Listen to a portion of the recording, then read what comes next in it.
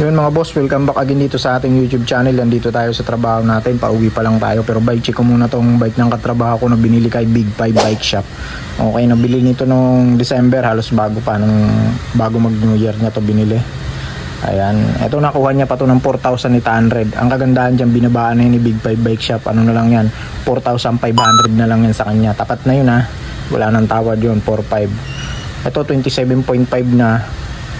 Tapos aluminum frame na rin, naka manual lockout na rin yung kanyang suspension fork. Ayan, tapos naka combo shifter to, 3x7 speed. Ito aluminum tong bakal tong handlebar nya, no, bakal tong handlebar nya, alloy itong stem nya. Tapos itong ano nya, alloy na rin tong ano nya, seat post nya, aluminum frame yan boss. Tapos naka square type cell bearing. Ito lang upgrade nyo kung gusto yung upgrade una nito. Ito palitan nyo tong crank arm nya kasi bakal to. May mga time na natatanggal to, nalalaglag to. Kaya kahit hindi pa siya sira, palitan nyo na. Pero yung cell bearing na butong bracket nito, pwede nyo palitan yan pag sira na, palitan nyo na ng maganda, kaya Shimano. Ayan, goods na goods naman ang square type mga boss, no. Kung ito pang ano lang, bike to work, pang bike lang, goods na to mga boss. 3x8 speed to.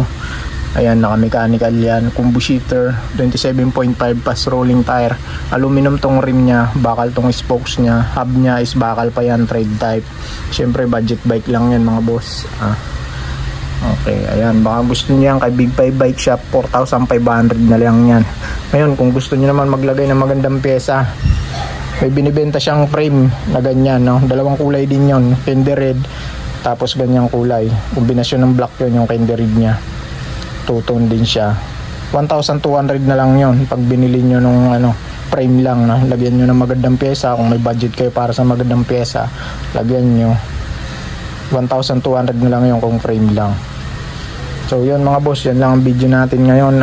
Yung Halotech crank ng Aerowick, ano pa rin yun, 1,500.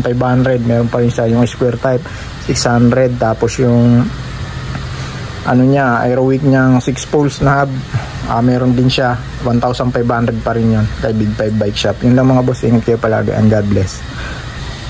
Yun mga idol, kung ngayon ko palang napadaan dito sa aking YouTube channel, huwag nyo naman akong kalimutan i-subscribe. Follow nyo yung aking FB page, ganun din, gun vlog, may TikTok din ako.